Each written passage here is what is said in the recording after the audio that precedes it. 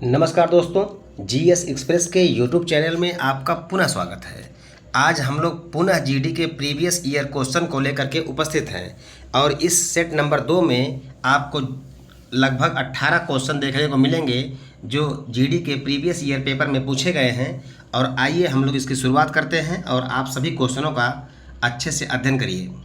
पहला क्वेश्चन आपके सामने दिया है कि जनगणना 2011 के अनुसार किस राज्य का जनसंख्या घनत्व सबसे कम है। देखिए, जनसंख्या से हमेशा क्वेश्चन आता है, इसलिए मैं बार बार आपसे कहता हूं कि आप मेरा जो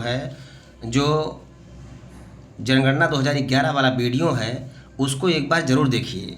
और हर पेपर में देखिए ये क्वेश्चन आता है और शास्त्रीय नृत्य से भी ये क्वेश्चन आता है जो मैंने आपको पहले बता चुका हूँ, जो सारा वीडियो मेरा अपलोड हो चुका है। तो एक बार आप क्लासिकल डांस को भी देखिए, फोक डांस को भी देखिए, उससे जुड़े हुए वाद्य यंत्रों को देखिए कि कौन कौन वादक है, कौन कौन वाद्य यंत्र हैं। इससे बहुत सारे क्वेश्चन आपको मिलेंगे। तो आइए क्वेश्चन 1 की शुरुआत करते हैं। पहला क्वेश्चन दिया है, जनगणना 2011 के अनुसार किस राज्य का जनघनत्व सबसे कम है। तो आप यहाँ मिल जाएगा अरुणाचल प्रदेश। क्या मिल जाएगा? अरुणाचल प्रदेश मिल जाएगा आपको ध्यान देना है कि अरुणाचल प्रदेश में जनघनत्व सबसे कम है। यहाँ पर जो है मात्र 17 लोग 1 वर्ग किलोमीटर में स्क्वायर करते हैं, निवास करते हैं। जनघनत्व क्या होता है? 1 वर्ग किलोमीटर, अर्थात 1 किलोमीटर लंबा और 1 किलोमीटर चौड़ा में कितने लोग निवास करते हैं उसे उस क्षेत्र का जनघनत्व कहा जाता है। तो अरुणाचल प्रदेश में मात्र 17 लोग जो है 1 किलोमीटर स्क्वायर में निवास करते हैं, इसलिए इसका जनघनत्व सबसे कम है। ठीक है, अगले बातें हैं नेक्स्ट पे। दूसरा क्वेश्चन आपके सामने दिया हुआ है कि 26 नवंबर 1949 को डॉक्टर राजेंद्र प्रसाद ने सभा के अध्यक्ष के रूप में दस्तावेज पर हस्ताक्षर किए। यहाँ किस दस्तावेज के बारे में बात की जा रही है? तो पहला आपका दिया है प्रस्तावना, दूसरा दिया है संविधान का पहला मसौदा, तीसरा दिया है भारतीय संविधान और चौथा दिया है परिग्रहण का साधन। तो ये 4 आपको ऑप्शन दिया हुआ है, इसमें से आपका सी वाला ऑप्शन सही होगा। भारतीय संविधान पर उन्होंने हस्ताक्षर किया था और ये आपका सी वाला ऑप्शन सही हो जाएगा। नेक्स्ट में हम लोग आगे बढ़ते हैं।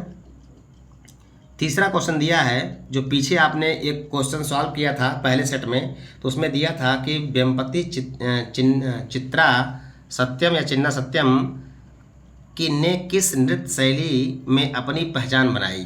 तो उसमें उनके नाम पर के जो है सम्मान शुरू किया गया था। तो मैंने पिछले क्वेश्चन में आपको बताया था और प्रीवियस ईयर में पूछा भी गया था, इससे पहले वाले सेट में क्वेश्चन आया था वो। देखिए दोबारा क्वेश्चन यहाँ पे आया हुआ है।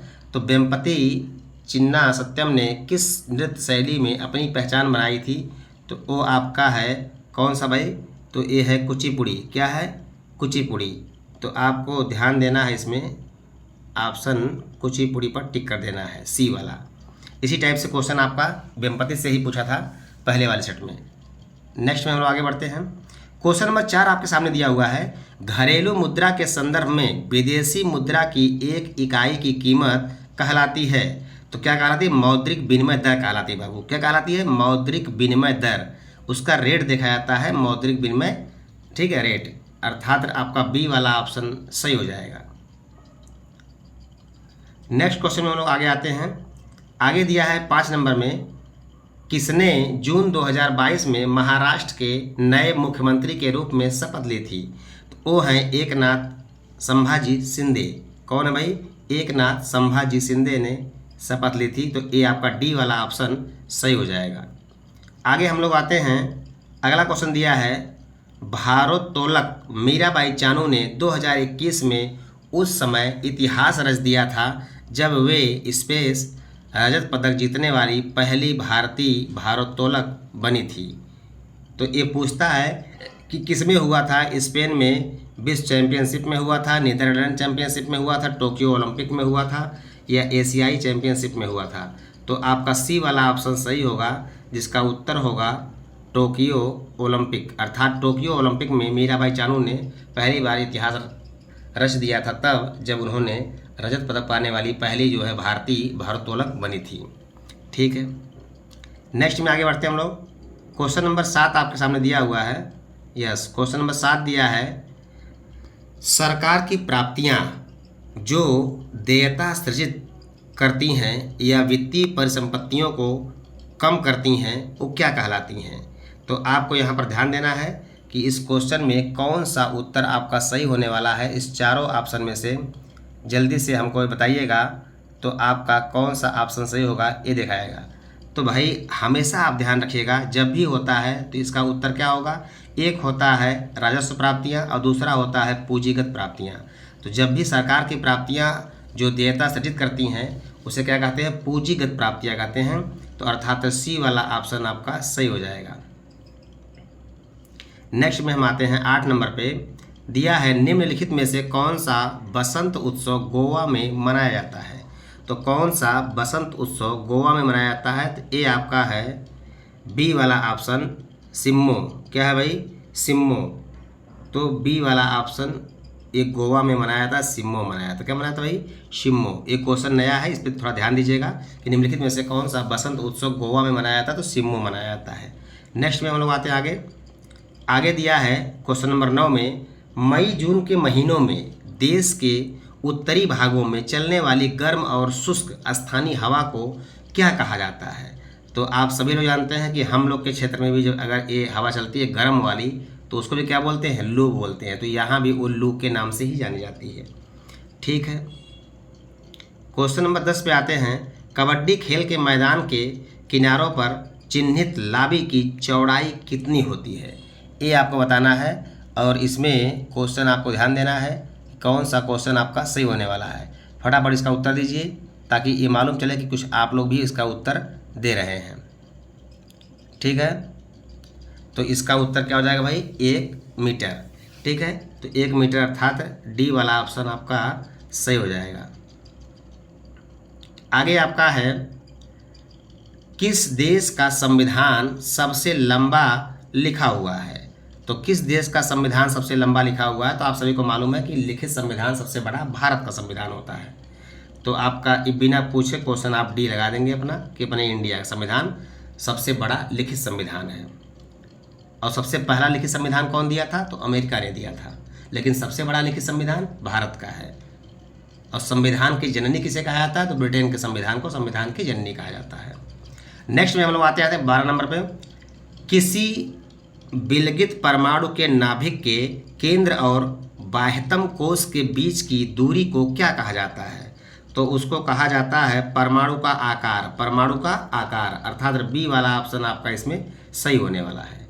तो बी वाला ऑप्शन आपका सही होगा। तो आपको ध्यान देना है परमाणु का आकार, इसमें सही हो जाएगा क्वेश्चन। चलिए अगले क्वेश्चन तरफ आगे बढ़ते हैं। क्वेश्चन नंबर 13 दिया है, निम्नलिखित में से किसे नाट्यशास्त्र का रचयिता माना जाता है। शंकर को, विष्णु को, राघव को या भरत को। तो ध्यान देना है, मैंने बताया था कि क्लासिकल डांस की उत्पत्ति कहाँ से मानी जाती है। तो क्लासिकल डांस की उत्पत्ति मानी जाती है नाट्यशास्त्र से। और नाट्यशास्त्र की रचना किसने किया है, भरत मुनि ने किया है। किसने किया है, भरत मुनि ने किया है। तो चौथा ऑप्शन आपका भरत दिया हुआ, इसलिए हम भरत पे टिक करेंगे क्योंकि भरत मुनि ने नाट्यशास्त्र की रचना की है और यहीं से क्लासिकल डांस की उत्पत्ति मानी जाती है। और क्लासिकल डांसों की संख्या कितनी होती है, 8 होती है। ठीक है, चलिए नेक्स्ट में हम लोग आते हैं। क्वेश्चन नंबर 14 आपका दिया है, शहरी जल संतुलन योजना में चिन्हित परियोजनाओं के आधार पर स्पेस तैयार किया जाएगा। क्या भाई, सिटी वाटर एक्शन पीरियड या कंजर्व वाटर एक्शन प्लान या सिटी वाटर एरिया प्लान या सिटी वाटर एक्शन प्लान। इस चारों में से कौन सा ऑप्शन आपका सही होगा, फटाक से इसका उत्तर दीजिए। और उसके बाद आपको नहीं आएगा तो हम उत्तर आपको बता रहे हैं। तो आपका उत्तर क्या हो जाएगा, city water action plan. City water action plan, इसका मतलब आपका डी वाला ऑप्शन सही हो जाएगा। ठीक है, नेक्स्ट में हम लोग आगे बढ़ते हैं। क्वेश्चन नंबर 15 आपके सामने दिया हुआ है कि निम्न में से कौन नवंबर 2022 में भारत में गोपालगंज बिहार से विधानसभा के सदस्य बने थे। तो नीतीश कुमार, नरेंद्र मोदी, लालमुनि चौबे और कुसुम देवी। तो भैया कुसुम देवी बनी थी, ध्यान रखना है आपको, कुसुम देवी पे टिक लगा देना है। डी वाला ऑप्शन आपका सही हो जाएगा। नेक्स्ट में हम लोग आगे बढ़ते हैं। क्वेश्चन नंबर 16 दिया है, उत्तर में खरीफ की फसल और दक्षिण में भारत में रबी की फसल है। तो ये कौन सा कह रहा है भाई, उत्तर में कौन सी खरीफ फसल है, अलसी, तिल, सरसों और अरंडी में से। तो आपको उत्तर देना है तिल। क्या है भाई, तिल। तो तिल जो है यह है उत्तर में खरीफ की फसल है और दक्षिण भारत में रबी की फसल है तिल। क्वेश्चन नंबर आपका 17 है, भारतीय संविधान का कौन सा अनुच्छेद राज्य की सरकार के कार्य का संचालन करता है, या राज्य की सरकार के कार्य का संचालन करता है। तो वो कौन सी आर्टिकल होगी, तो आर्टिकल 166। कौन सी होगी भाई, आर्टिकल 166, अर्थात सी वाला ऑप्शन आपका सही हो जाएगा। नेक्स्ट में हम लोग आते हैं, क्वेश्चन नंबर 18 दिया है आपको, चरक को स्पेस के जनक के रूप में जाना जाता है। तो भाई सब लोग जानते हैं चरक संहिता लिखे हैं और ये आयुर्वेद से संबंधित है, अर्थात आपका सी वाला ऑप्शन सही हो जाएगा।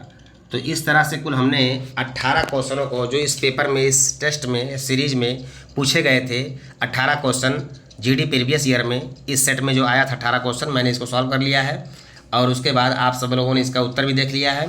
अब हम लोग इसे पूरी तरह से तैयार कर लेंगे कि भाई कौन सा क्वेश्चन हमें नहीं आ रहा है तो उसे हम तैयार कर लेंगे, और जो आ रहा है उसके लिए कोई बात नहीं। तो नेक्स्ट में मिलते हैं अगले वीडियो में। जय हिंद, जय भारत।